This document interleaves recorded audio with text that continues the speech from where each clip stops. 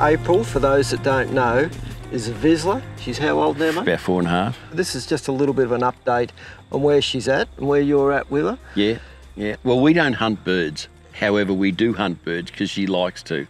It's a natural thing for her to do, and she does a damn good job of it.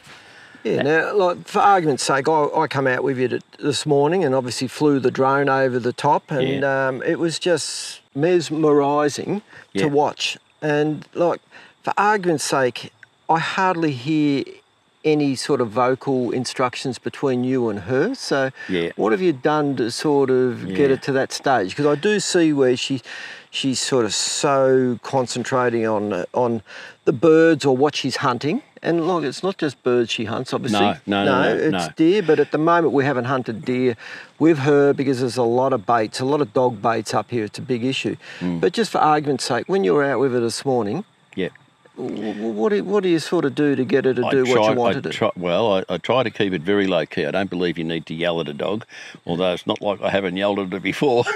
I'm just saying I don't believe you need to.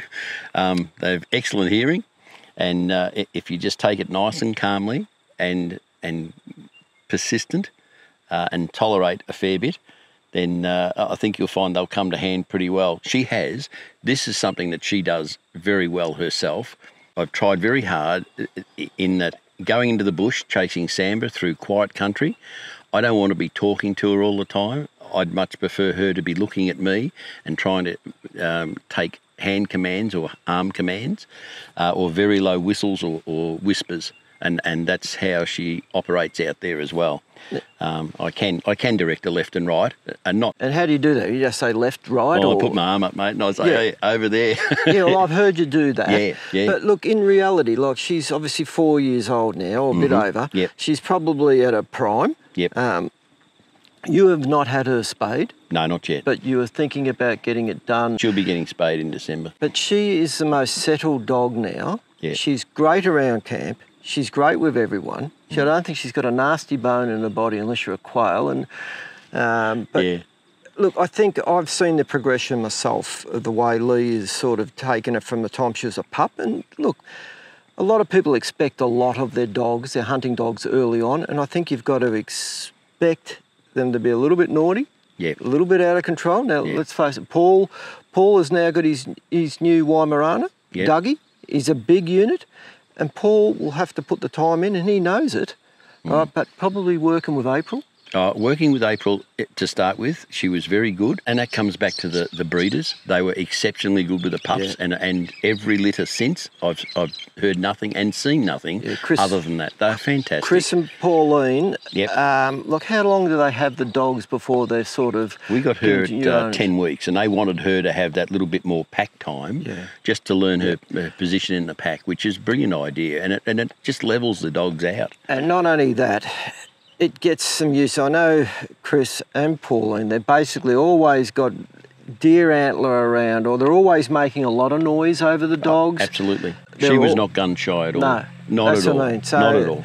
That's a big thing to, if you're going to have a gun dog, if you're going to have a dog that is gun shy, forget it. It's going to take a lot to get it out of it. And look, even for myself with my Jack Russells early on, remember when we were just getting the 22 with subsonics, just fire them into the ground around the vicinity was enough to get them to not worry about it. And that's a big part of the training. But in reality, these dogs know what they're bred for. They know what they've got to do. No, I'd love to take the kudos of saying that she's a really good bird dog. She is a bird dog naturally. I've done virtually nothing to promote any of that apart from take her out with as birds.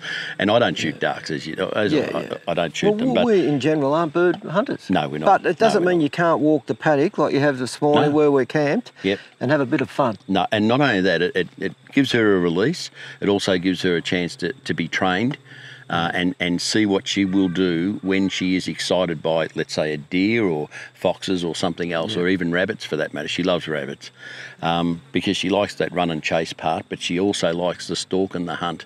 And that's what comes out in her more than anything is she just loves to stalk, whether it's doves at home, There's some birds and other animals that I steer her away from, like magpies. I don't want to upset any Collingwood supporters. You know what it's like.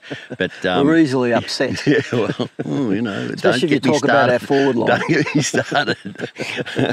No, look, let's say for argument's sake, you take her out this morning, yep, and you often have a short leash, yep, and when would you sort of put her on a leash? Well, when she's getting a little bit boisterous, a little bit out of control? Or? Been a few times where she's put up quail, she gets a little bit excited, and then all of a sudden she'll start to run and rampage through the stubble. So I'll bring her back and give her a reset, and it's just a little walk, or just sit there quietly, or talk to her, tell her how good she's been, and just, you know, just calm her down, and then we start that reset. And that reset is simply, we'll go on then, but take it easy.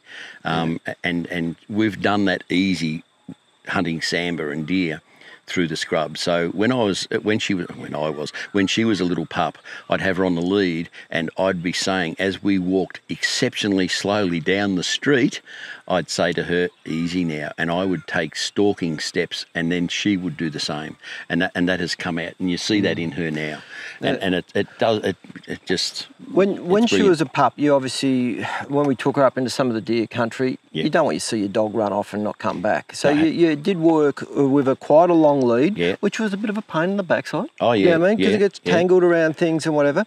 Would you do that again? Absolutely. Absolutely. If I wanted to specifically train her to do something now, I'd put her back on the long lead.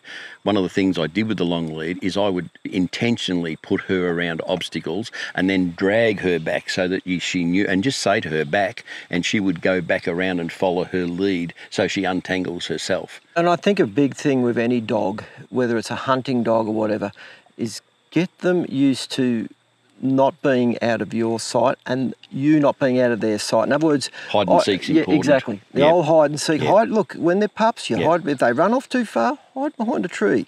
All right, or do whatever. And after a while, you'll start to see those dogs don't want to let you out of your sight. I think more so with the Vizsla, they're very, very one-person orientated. Like, she loves to come around with myself and the family and whatever, but she does not want to have you out of her sight. No, she doesn't. She just likes to know that you're there, and it's better to be her looking at you than you having to look for her. Exactly. And she does that fairly well. Well, I've noticed when we've hunted, even in the bush and that, like, she might go off a bit and you think, oh, yeah, you start getting a bit apprehensive. You think, how far she gone? And especially when there's wild dogs in the area. But then all of a sudden you'll just see her pop her head up over a log, looking back for confirmation that everything's okay. That's what you want in the dog. And then in the end, like you've said, you don't want a lot of noise. You don't want to be sort of having audio signals. Or big movement. I mean, her come to me, let's say she was 100, I can see 100 yards from here. If she was there, if she stopped and looked at me, I'd just do a twirl with my hand by my side, and that is come back and heel, and that's what she does.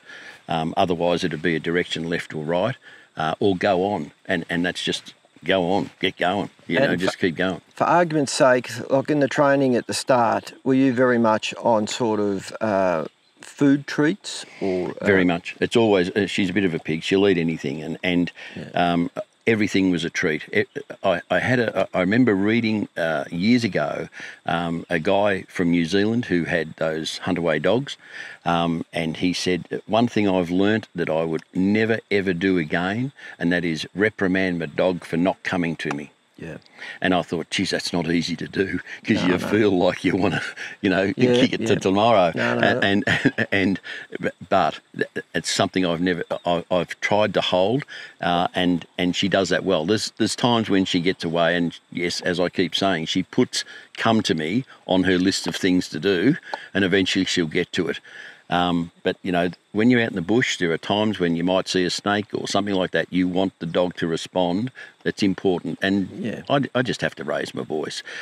But not bad. No. It's not like, I'll be honest with you. Right. Sometimes I'm probably not the best person with dogs. When my dogs are doing good things, I'm doing good things. And that can be reflected with the owner and dog relationship. And I think that's, a credit to yourself. Where basically she is needed very little audio sort of signalling at all.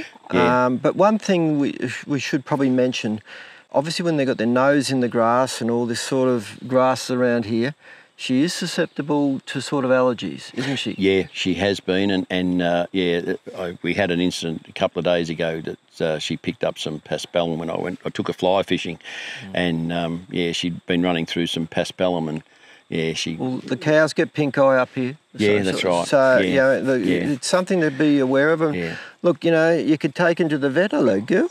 You could take him to the vet, but, there is other remedies sort of to keep on top of them. Yeah, look, I just give her a 10 milligram Claritine tablet, which she takes readily. That's no problem. With a bit of food or something, just as a dummy one. Yeah. She'll do what she needs to do. And she gets over it fairly quick if you get onto it quickly. She's had a couple of episodes but not so much the skin irritation. She gets aggravated. She's a thin-coated dog. It seems to get in the nasal passage, doesn't it? Nasal passage, mate. Yeah. I thought it was through the whole throat, but it's not. She can still eat food when she's feeling crook. Yeah. As far as breathing, and what gets her over it is just to calm her down, and she'll just gradually start to breathe through her through her mouth, and she'll settle really quickly. Yeah. The Claritine kicks in. I think sometimes it's us that get more excited about the whole thing. You don't like to see your dog in any distress. No, not if they're choking down and stuff. Like that was an average scenario. But it can happen any time. At least now you're aware of it, and it's something to bear in mind. When your dog is sticking its nose in the grass all day long, it may be something either that or grass seed in the eye. Oh, yeah. But look, in the end, for those that want to get a dog, don't believe that you have to be out on the birds, on the deer all the time. I think the thing is to get the handle on your dog. Absolutely. Get some faith in your dog, whether you're walking them through a park in suburbia or whatever. Just be patient. Look for the parks that have rabbits. Yeah. Exactly. Or other smells. Let's talk about livestock. How do you stop them from chasing livestock? Okay, well, it was an easy one. Once again, on the long lead. Introduce. I used to take her to the horse shows because I don't want her chasing someone's horse in a paddock, let alone upsetting it at night time or whatever we're doing. Cows, I take her to a set of yards or something that has cows or sheep or something in it. She's with me. I tell her no, and no means come back to me. And it works. It works if you do it nicely and it's not a threat to her. She's pretty good like that. Well, mate, look, the other day you went up the back early in the morning. You were sitting over, two fallow walked past you, 150 to 200 yards. Besides a slight little whimper of frustration, are you going to shoot him, boss? I'm hungry. I bet she wished I had him. Yeah, I know. She is really good. So I think, look. Again, I'm far from any expert with dogs, and Leigh would probably say the same, but I can tell you now... You do all right, mate. Yeah, but watching a dog work, and when the rewards start to come, you got to just push yourself through the frustration stage. Yeah. And, I remember not that long ago, Rob Fickling said, because I mentioned to him that she's really keen on birds. And he said, he said, get her onto the birds. But I don't shoot birds, so it's not something I want to do. But I use it as training for sure, and it's also a release for her, which is, to me, important because, dogs get, like GSPs and they get highly strung. Yeah, no, 100%. Especially working. So you do have to reset them, and it's good to give them that run where they can, feel at ease. And she does that exceptionally well on these quail. Yeah. God, she loves them. Well, I think not only that, another perspective for a dog like this, it gets you off your backside. Yeah, you mean like at home, it's so easy to sit down and just watch TV or Netflix or YouTube. Can you imagine me? 20 kilos bigger, Steve. That's what I'd look like if I wasn't walking her all the time. How often do you walk her? Oh, most days. Most days I take her for about a 2 to 3K walk. Yeah. And I try and I drive 10 kilometres away from home most days to a particular fire track that has deer in it. Yeah. And I'm always training her on those sorts of things. So I see fresh tracks, I put her on the scent, and we go and play that game. And it works. It works. It keeps it like you're living in the city. Well, as they say, mate, dogs, man's best friend. Yeah. But I tell you, I've been very impressed in her journey so far from a pup right through. So if you're thinking of putting the time into a dog, and you have the time, because you do need to allocate a bit of time. The more you put in, the more you get out. No different to anything else. Put it in early. The earlier you can do it, you might think that a 15-week-old puppy doesn't need to be put on a motorbike. All those sorts of things that make a difference. it's like when Chris and Pauline, when they feed them, they throw stainless steel plates down on concrete just to, get them over the noise thing. Well, you do that as much. It's the same as a horse. You do the same. So, So if you're thinking about getting yourself a dog, and I tell you, I don't think you regret it. You might get through the frustration stages and say, geez, I'm glad I've done that. So anyway, mate. Oh, she's a smart dog. We've got some water there. There's a pump there. Hey, April, just turn that pump on, will you?